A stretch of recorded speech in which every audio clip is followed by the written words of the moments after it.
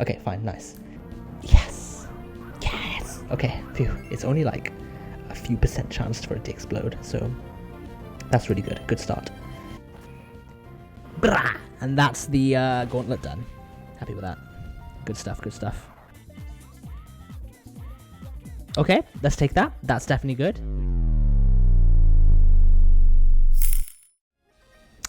Campermerc. This should be pretty simple.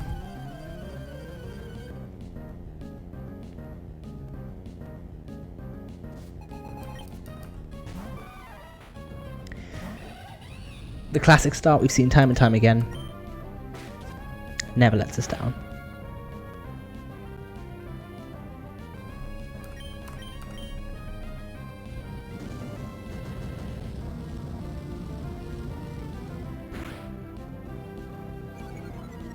Because of these special attack drops, this should now be Scyther always.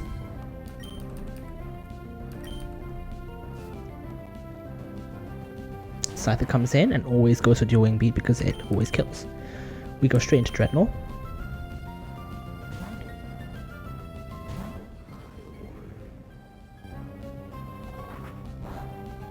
And obviously I can't be crit, which is the key part because we always live the subsequent Brick Break. This was never going to SD with this line.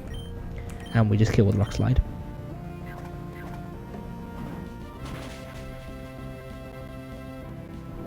Key part is I had to go Citrus here because I did not want Drapion to come in first. Because if it clicked Pursuit, Dark Gem Pursuit would have killed me at that range if I didn't have Citrus. So now, because of the health I've gained, Trevenant comes in first anyway, which is fine for us. This Trevenant is Harvest Citrus Berry, Will-O-Wisp substitute. It's just a really annoying Trevenant that we'll just keep getting its Citrus Berries back. But we're just going to go into Drapion, who takes very little damage from this. This should always be Horn Leech and not Will-O-Wisp, because he sees a kill, which is perfect for us. We're holding a Roast Berry, so we can't be burnt. And we just knock off. This doesn't always kill, but that's fine. We just kill him the next turn. He's probably going to go for Will-O-Wisp. He can't substitute. That's fine. Even if he gets his Citrus Berry back, we are just going to kill him with Crunch the next turn. Oh, that's fine. Now it's the opposing Drapion. I had to be very careful with this plan because of the Pursuit. That was what the cook was making the Pursuit safe on this. This is a Dark Gem Drapion, so it also has Sniper. So its crits do a lot of damage, extra damage. So Dark Gem crit Pursuit makes it very dangerous for a lot of my Pokemon. If it pursues me here, I don't really care. That's fine. It's probably going for Earthquake though. It never kills me with Earthquake, so it's and it is also faster than me because of its perfect IVs, despite my level advantage. So it's either going for Earthquake or Pursuit, probably Earthquake. We don't mind either. We go straight into Corviknight. Okay, he didn't go for Pursuit, so it's a free switch to Corviknight. The only reason we're doing this is to make sure he doesn't go for Earthquake this turn. Now he's either going for Pursuit or Rock Slide. We are fine with either. We're going to go into Berserker.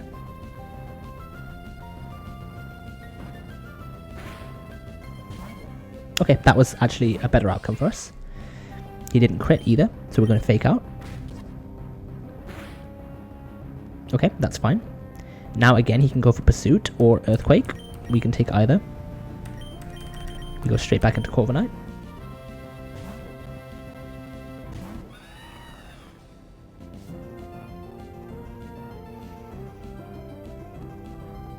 And again, we go straight back out into another Pokemon because we are never baiting Earthquake from Corviknight, yes. This is probably Rock Slide. It can also be Pursuit again. Either way, we go into Ape and we finish this. Ape never dies to Rock Slide crit. Yeah, he doesn't. Cross Poison crit does kill, but he can't go for Cross Poison either. Amazing. Perfect. That's fine. I was never dead to 2 crits. I'd calculated it. I'm fairly certain I wasn't, at least. Anyway, Fake Out, Overheat always kills. That's why we had Wise Glasses on Infernape and Silk Scarf on Berserker. We got a crit with the Fake Out on Berserker anyway.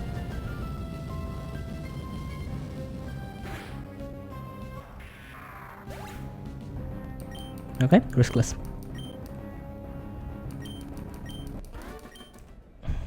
Okay, so let's just have a quick look at what we want here.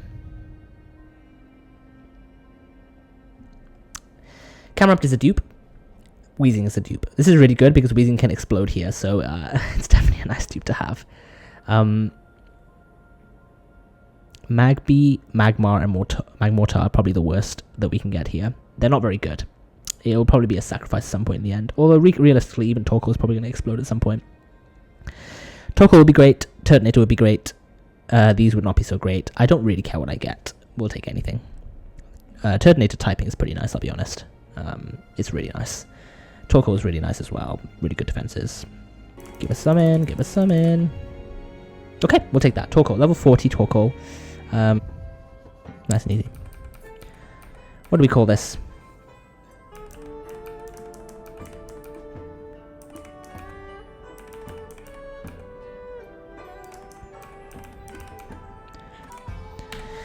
Modest. Ooh.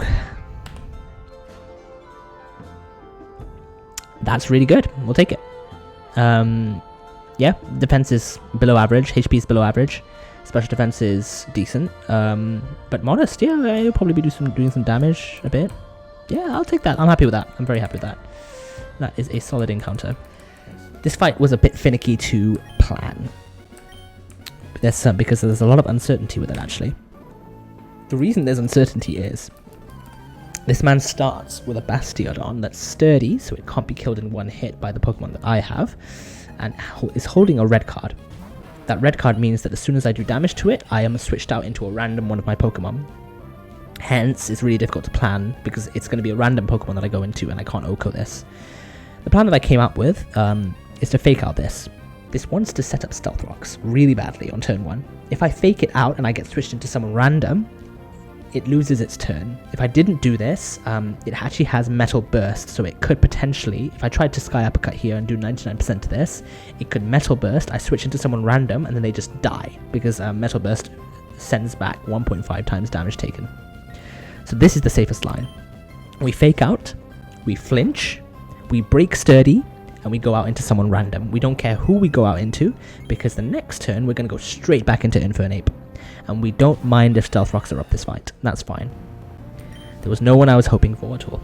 Because we're going, no matter who, we are going straight back to Infernape. I actually don't care what this goes for here. Even if it goes for Stealth Rocks, we should be fine with all the damage ranges. If it's attacks, it's probably better. I mean, there is no better. It's safe either way. But it feels better. It feels safer because now I know I can do free switches. With a Muscle Band, Infernape always kills. With Sky Uppercut. Infernape OHKOs if it wasn't for Sturdy. So that's how we broke Sturdy with Fake Out, and now we kill with Sky Uppercut. This is now guaranteed to be Diggersby. This is part of the plan. I needed Diggersby to be guaranteed to click a ground move and not Sword Stance, because this thing is really hard to switch into. It's huge power, really high offenses. But if I can guarantee a ground move, like I am doing here, then we can switch straight into Corviknight. Corviknight's holding a Cherry Berry, so the turn after, it's going to go for Body Slam or Sword Stance. Either way is fine. Sword Stance could get... No, I think we're still fine. Okay, as expected. This turn we're going to Brave Bird. Even with Recoil and Crit, we should be fine. Perfect, Body Slam is fine. If this SD'd here, the next turn I needed to stay in and click Feather Dance, because I cannot have this at +2 when I switch to Togedemaru like I'm going to do here, because then I'm risking crit. So if this had SD'd the previous turn, I would have Feather Danced the next turn.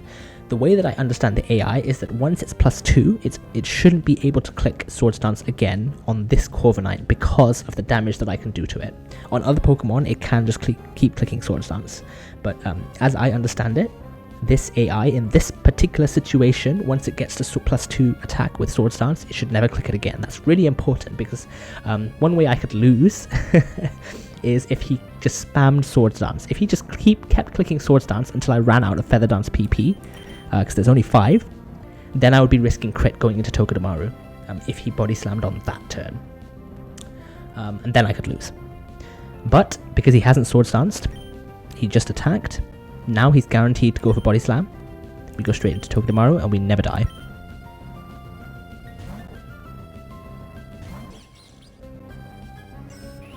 Perfect. This should never be able to get an attack off of me. That matters. We're going to fake out. We outspeed.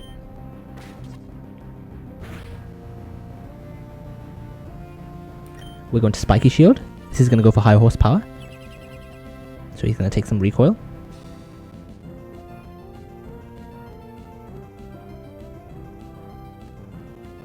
And this is again guaranteed high horsepower. It could potentially be... No, I don't think it can be quick attack. If it is, then we'll deal with it. But we now go for U-turn because we outspeed. Okay, so this is guaranteed high horsepower. We are going to go into Talonflame and kill this.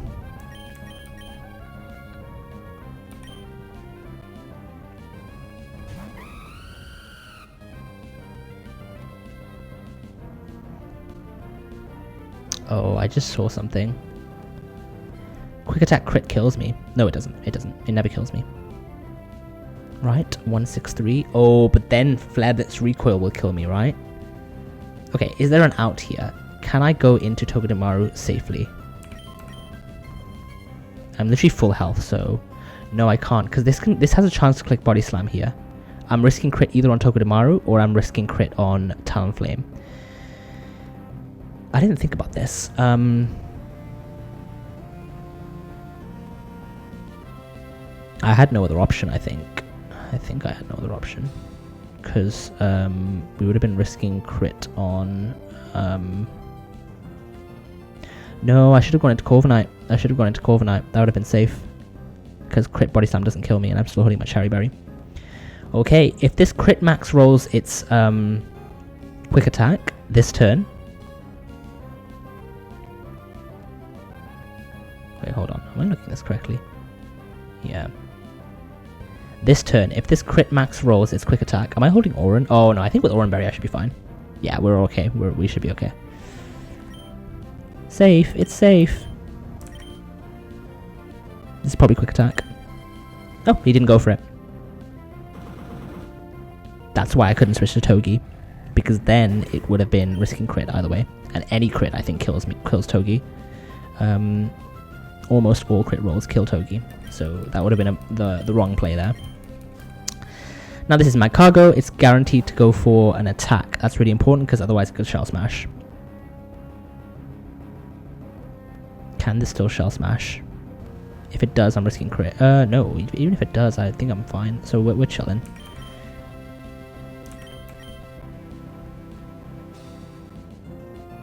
Yeah, I don't think Shell Smash is ever prioritized over a slow kill.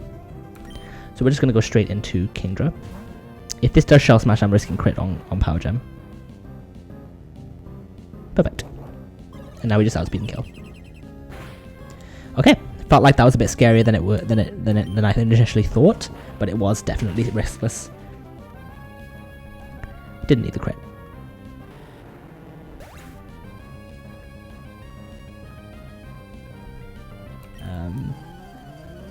He thinks he has a Trick Room team. I'll show him a Trick Room team.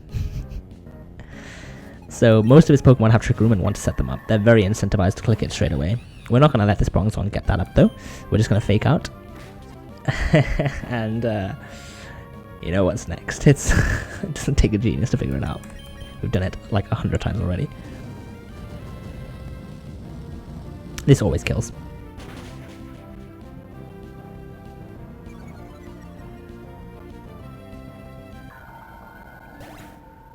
Now, the reason that we're pre-damaged is because we want Solrock to come in here specifically. Perfect. This is now guaranteed to either go for Trick Room or Earthquake. We are fine with either. Earthquake would make things even better for us. Go into Corviknight. Let's see the Trick Room or Earthquake. Earthquake would be funny because we're going to absolutely destroy this man if he clicks Earthquake. Okay. We're going to get some damage off on this. We don't want to flinch. We want him to go for Trick Room this turn.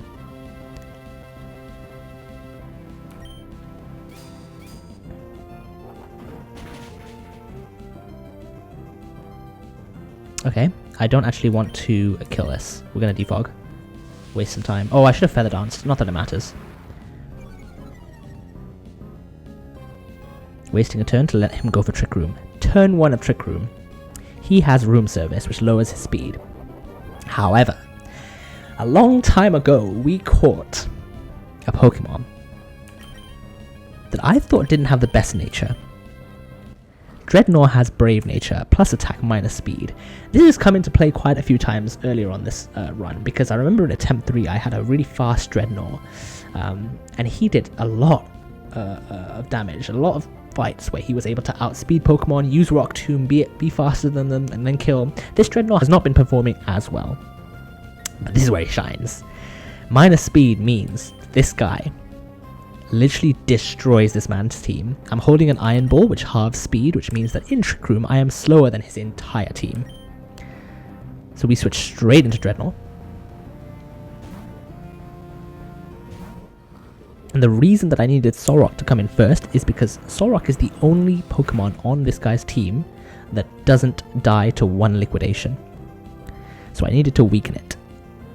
Now, with the Iron Ball, Dreadnought is extremely slow, slower than even this -1 speed Solrock, and therefore I will move first in Trick Room. And we just click Liquidation now. 3 times, and sweep through this man's entire team. This man tried to bring a Trick Room team, had it absolutely used against him. Very satisfying. Lunatone's gonna come in. Doesn't matter. I literally underspeed in Trick Room.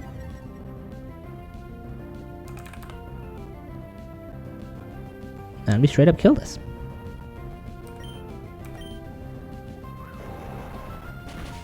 Absolutely destroyed. And its last Pokemon is Camerupt. We underspeed this as well. Barely. We barely underspeed this. That's how crazy it is that the minus speed Dreadnought came in clutch. Which is really good because this kills with Earth Power if we don't underspeed this. Perfect. Swept. That was satisfying. That was a really nice line. If the Solrock had gone for Trick Room on my switch into Corviknight, I would have had 1 less turn of Trick Room to sweep. Therefore, I wouldn't have been able to kill Camerupt with Dreadnought. I would have switched straight into Kingdra, who never dies to crit and then outspeeds and kills the next turn, because Camerupt doesn't have Trick Room. So that was always riskless as well.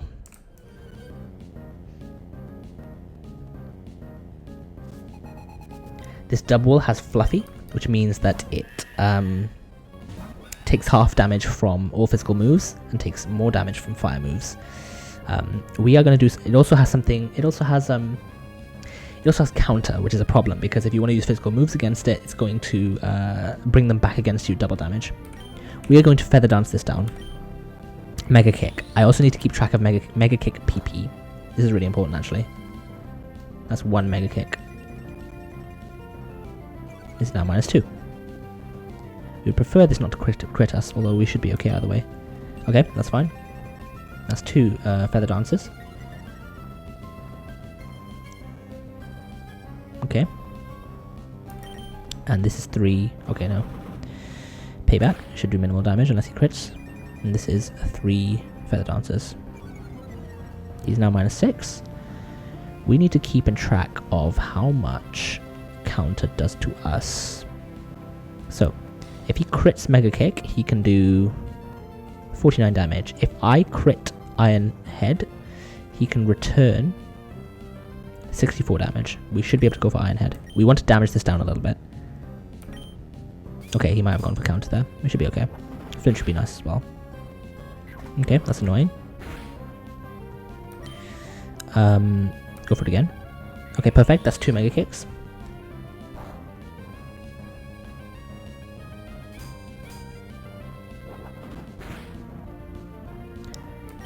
We are still safe to go for more. Okay, that's 3 Mega Kicks. Perfect. He has 8 total.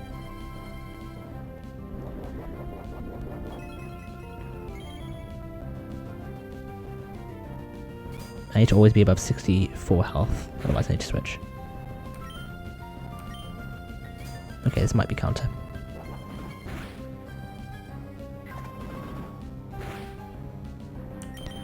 We are now going to switch. I was originally going to switch to Berserker and do some damage to this. It might be better to try and stall out the... He's only used 3 Mega Kicks though. Am I going to get 5 Mega Kicks out of this? Probably not. Realistically. How much PP does Counter have? That's also another question I need to ask. I should probably have been keeping track of that. That's 32? Nah, that's never going to happen. Okay, let's go straight into Big Man. I should probably have given him an Oran, right? Because I need him to have health. That was pretty important, actually. Let's see a counter. Perfect. So,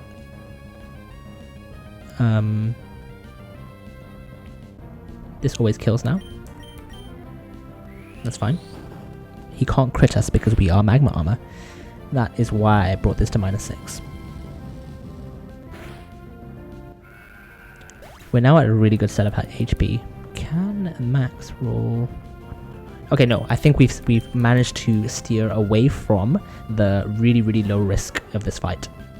The issue was, if this Focus Blast, because I'm just going to let this attack me and he can't crit me. Ooh, we haven't. If this Focus Blast drops my special defense, we're in trouble. We're going to Earth Power. Okay, he hit the Focus Blast. That was the first step to things going badly. Second step is for him to drop our defense, special defense. He didn't do it. Amazing. If he hit that Focus Blast and dropped our special defense, he could go for HP Ice the next turn. Also, if I would have taken that Mega Kick coming in, again, he could go for HP Ice the next turn. It's only, it would have been like 50% chance to do so, and depending on the roll, it might have been even lower. I'm switching straight into Nidoking now, on the Focus Blast.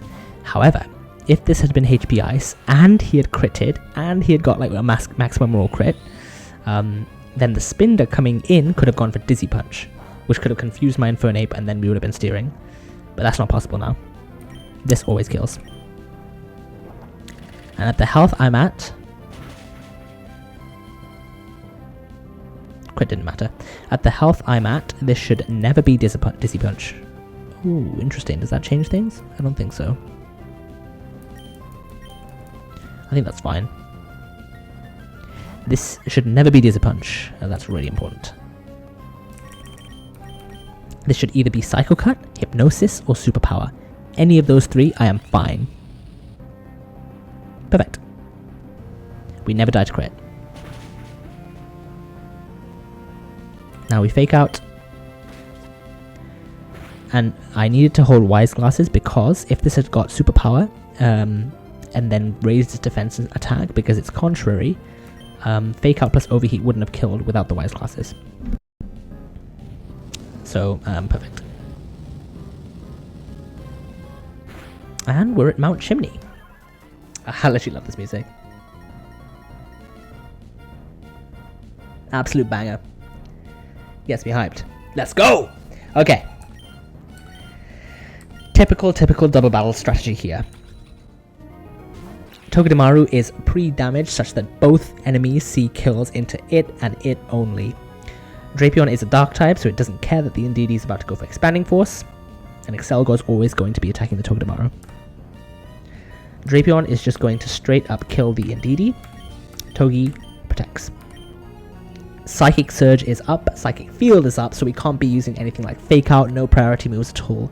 And this Excelgor, Indeedee, and the Pokemon in the back are extremely fast, so it's difficult actually to manage this because you don't have many Pokemon that are faster than this doubles team. So redirection is how we do it.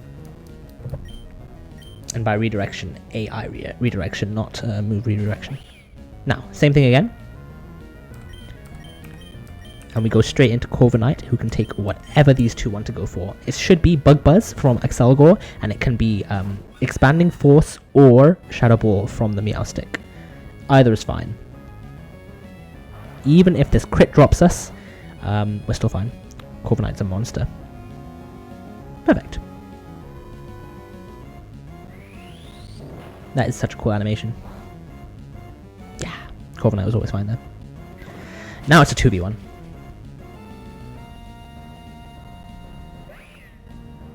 Because Drapion is full HP, it is very comfortable staying in here. this turn.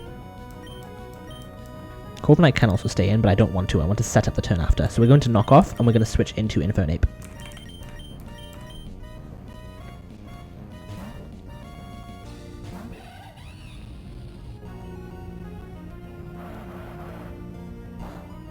That's fine. We cannot click priority moves, so this is still going to outspeed both of our Pokemon. And now I switch into Talonflame to set up the turn after, and we just kill this with a Sky Uppercut. Not Mark Punch, not Fake Out, because it won't work in Psychic Terrain. Clean, riskless battle. That's fine.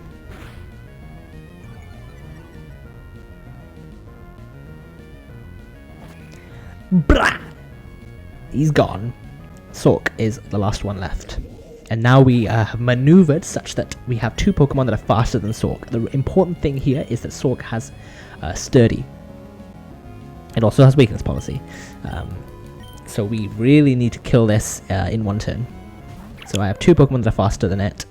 Flare Blitz into Overheat always kills. And that's the double. Easy peasy.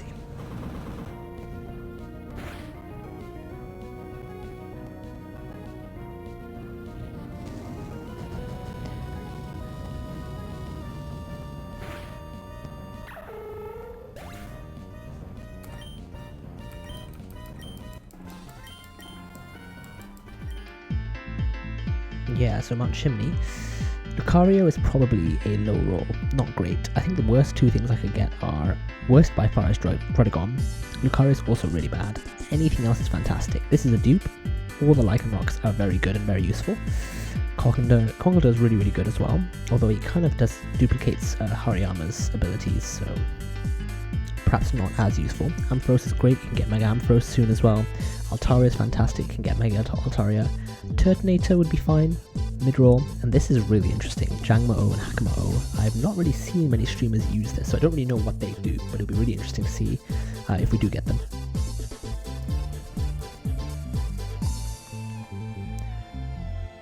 Okay, that's fine.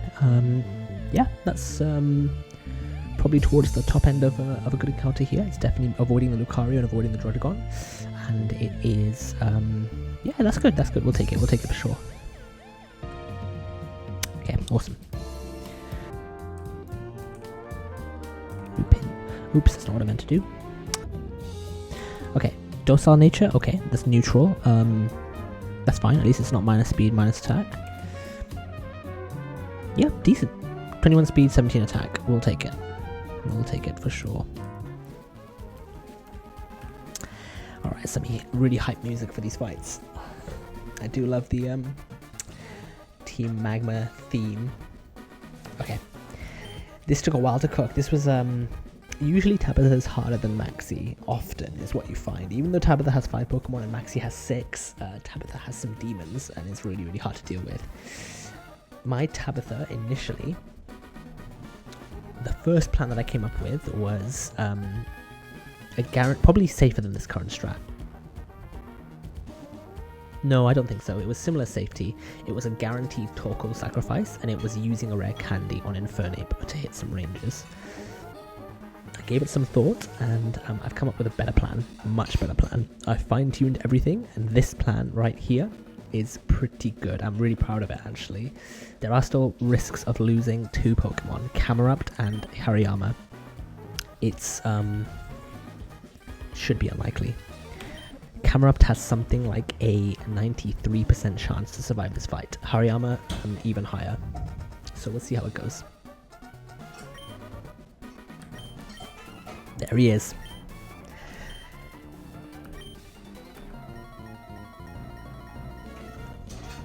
Okay, so Tabitha starts with a absolutely really difficult problem for us to deal with. This Torkoal sets up Drought, number 1. It has a Quick Claw and it has Explosion. Thankfully, our Camerupt is Magma Armor, so we can't be crit. It has a 20% chance here to get the Quick Claw, which will ignore speed and move before me. It, on top of that, has about 3% chance to explode. If this gets the 20% Quick Claw and then the 3% Boom, so there's very, very low percent chance, it's less than a percent chance, we lose Camerupt here. But it's okay, the line actually continues as normal, but we just lose Camerupt instantly. Even if this doesn't explode, we might still lose Camerupt later if we get crit on a specific turn. Nothing more to say here but Earth Power. He didn't get the Quick Claw. Okay, it's looking good for Camerupt. We'll see though. One crit later on puts Camerupt in the line of fire.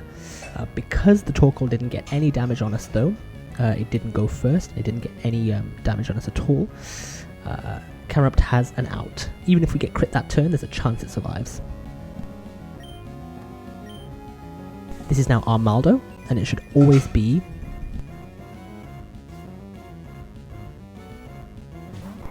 Earthquake.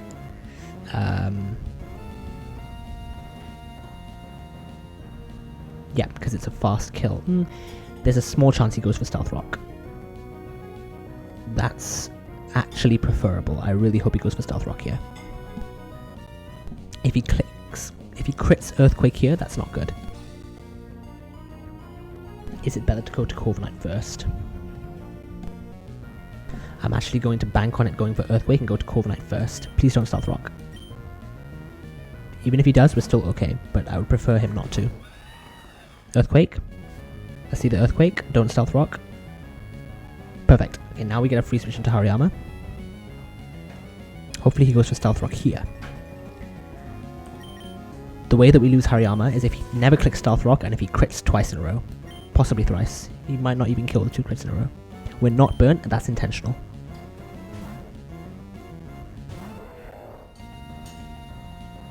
Okay, that's really good actually.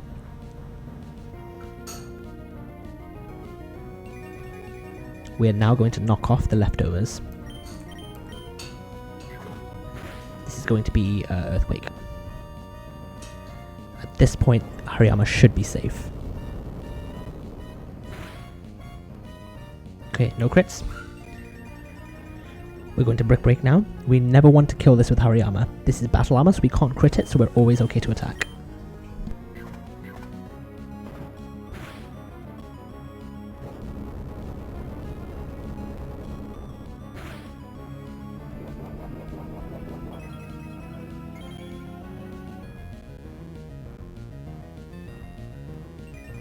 This is never anything but Earthquake, which is a free switch into Corviknight, because we need to get those Stealth Rocks out. We cannot leave them up.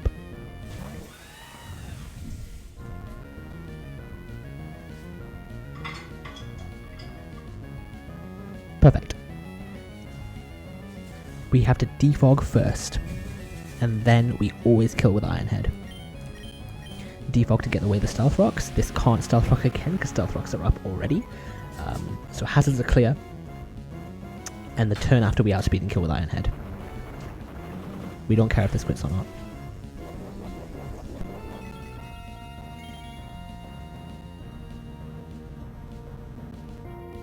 The line is intact, we just Iron Head and kill.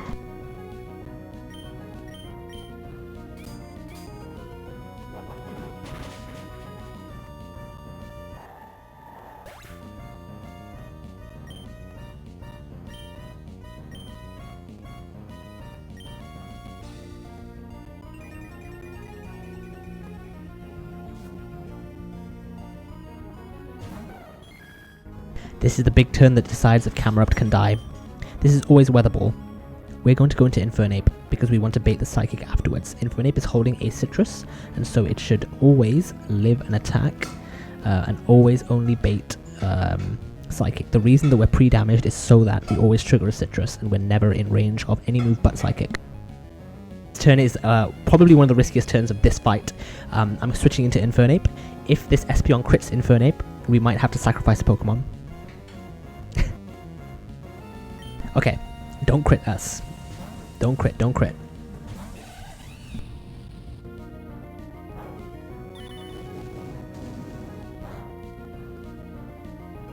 Infernape holds. Okay, awesome, awesome.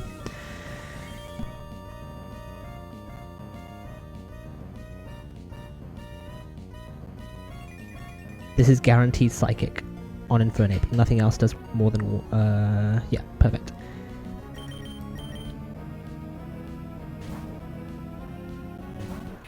We needed to come in on Psychic for a free switch. This Drapion is a blessing. It's plus special defense nature. Not all Drapions can live this weather ball, but this one can, and always will because it's Battle Armor and we can't be crit. So we just knock off and kill.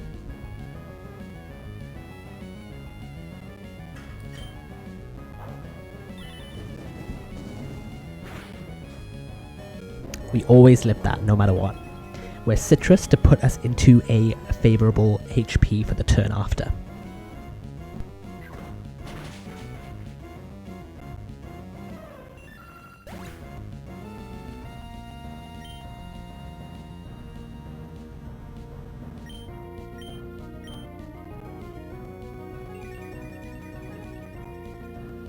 And now for a really cool way to finish this fight. This is awesome. When I saw this line, I was really keen to get it. This is really cool. So this Victreebel is always, no matter what, clicking Weather Ball, because it's the only move of its that kills my Drapion.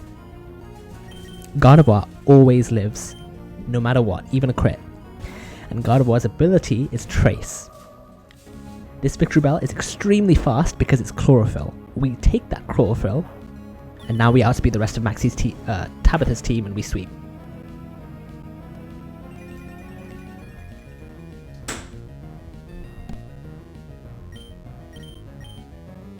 The first one shot.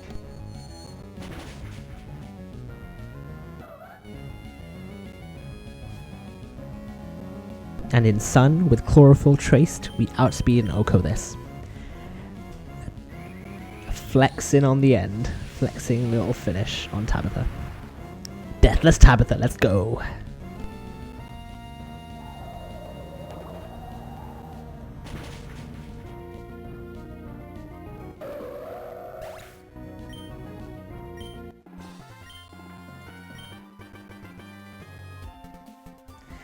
The big boss of this split. We've been on the split for a long time, since Vito. This is... I'm really happy with this line. There was a lot of alterations I did from the initial line that I thought of for Maxie as well. I managed to fine-tune it a couple times, and now I think this is a really good line. There's some very fictional things that can go wrong, but I think we can manage. I'm that guy, bro. Now you listen. Okay. Yada, fight me, bro. Fight me.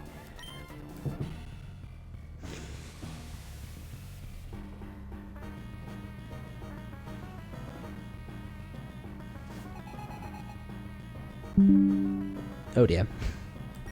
Let's go. This Crustle is a difficult one to start off with. This has Sturdy Red Card. We've seen this quite a few times before. What this wants to do is it wants to get up Stealth Rocks and Spikes, and any attack you do will switch you out into someone random. We're not going to fake this out because we need some damage on this. So we're going to risk being thrown out into someone completely random. But this is the best line that I have. We are slower, so we can't ever get flinches, unfortunately. I would prefer him not to attack here, and I would prefer him to go for hazards, and then I do not want to go out into Gardevoir specifically. Even if we do, we should be okay. There are ways that we can get around that, but the worst case scenario would be red carded out into Gardevoir. Anyone else is okay. Okay, Stealth Rock is good. We want a good roll with this Iron Head. Okay, that was a really good roll, I think.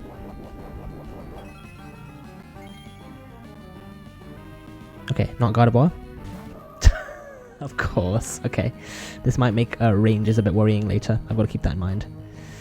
Anyway, either way, we go straight out into Corviknight. That was the worst possible turn one, by the way. I think. Yeah. We go straight out into Corviknight. Please go for Spikes and not Stone Edge. Stone Edge crit would be awful here.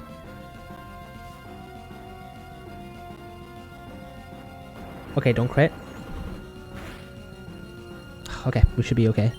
I think this can't kill us with a crit. Let's make sure. Good God, it can. Okay, Stone Edge crit would be horrible. We can lose Corviknight here. We have to defog though. And we have to defog until he hits Stone Edge, so this is really scary. Don't crit us with Stone Edge. It's a high crit move as well. This is so bad. Don't do it. Don't do it. Don't do it. Oh my god, Corviknight holds. Yes. This is a bit of a steer though, because we're much lower HP than I. Oh no, no, I think that's good. The line is intact. This kill. We're going to go for Iron Head. Finish this off. Be outspeed. Okay, okay. That should have been one of the scariest parts of this fight, actually. The Corviknight situation. The Kommo-o is the other scary part of this fight. This bit's okay. Camerupt. It's always going for Flamethrower and Flamethrower only. We go straight into Kingdra, who always lives, and just kills. This Camerupt has Substitute, which is why it's a bit scary. If you don't show a kill to the Camerupt, it can Substitute, and then you're in real trouble, because its damage output is pretty insane. Crit, burn, doesn't matter. This turn is okay.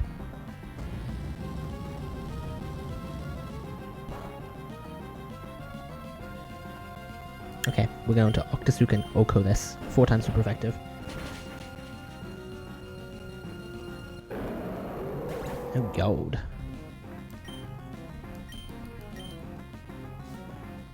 This is Kommo-o, I think. This is where it gets scary. This is actually guaranteed Dragon Tail because it's faster and it succeeds a kill. It shouldn't ever Iron Defense here. It should only ever want to go for Dragon Tail. We're going to switch into Gardevoir for free on the first turn. Let's see the Dragon Tail, make sure I'm correct. Unless Dragon Tail has Special II, this should be always Dragon Tail. Perfect. This is now always Poison Jab because I have pre-damaged myself to make that so. We go straight into Talonflame. Now we need to keep track of turns, we need to be counting very carefully. Crit Poison doesn't matter. Talonflame actually walls this really well. We just don't really do any damage back to it because I deleted Acrobatics.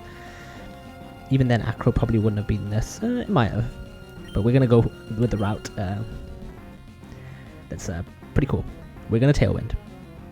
That's the move that we have instead of Acrobatics, so that's what we're going for. Tailwind turn 1. This is either Iron Defense or it's Dragon Tail, actually. It can also be Poison Jab. I would prefer not to get... Oh god, it can be Poison Jab, can't it? So what am I meant to do? Switch into... Okay, this could get worrying, actually. I didn't think about that. If this is Poison Jab, that's really bad. Okay, hold on. I might be able to roost stall this until I can switch. Until it Iron Defenses, because then it's guaranteed Body Press. Okay, I did think of this. Hold on. Let's see an Iron Defense here. That's Tailwind turn 1. Let's see Iron Defense. Okay, Gardevoir, please. Okay, what is this going for on me? He is not +2, he's always going for Body Press. Okay. That was good. That could have gone really badly. If he had never Iron Defensed, I would have had to roost stall him until he used Iron Defense. Once he uses Iron Defense, he's guaranteed to use Body Press on Talonflame, and I get a free switch into Gardevoir. I can never go into Gardevoir on a possible Poison Jab because I just die, guaranteed. This is always Body Press on Drapion, never anything else. He could also Iron Defense, which is also fine. This is Tailwind turn 2.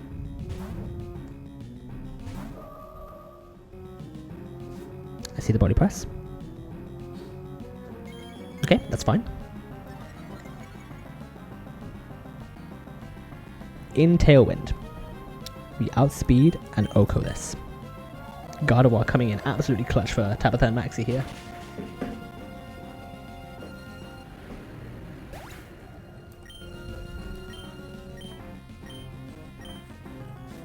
Okay, this is Aerodactyl.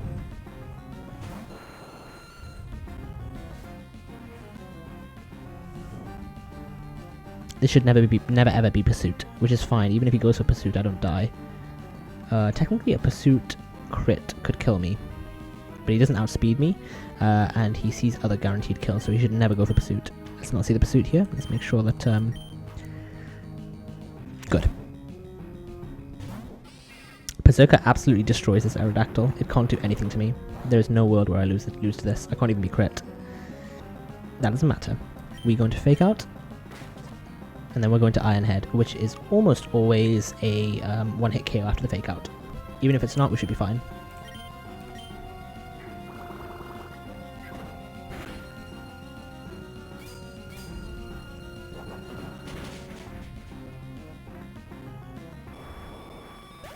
Perfect. And this is always Darkest Lariat. It should be, or it could be Low Kick as well. And we fragged the last, just like Tabitha, we fragged the last two with one Pokemon. That's fine. We can't be crit.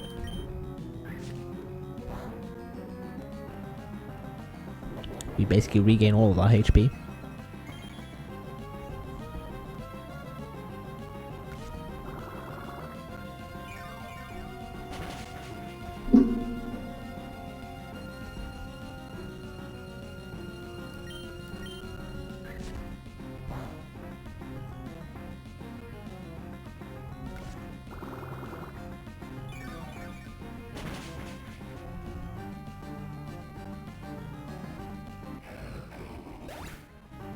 And the last mon is Wobbuffet. I had Shed Shell on Kingdra because there was a certain line based on ranges where Wobbuffet could come in early on Kingdra specifically. This is why we scaled Toxic, specifically to allow Drapion to kill Zarude straight into killing Wobbuffet. We just spam Toxic 10 times. And this definitely dies within 10 turns. And there we go. Deathless Tabitha, Maxie, let's go, let's go.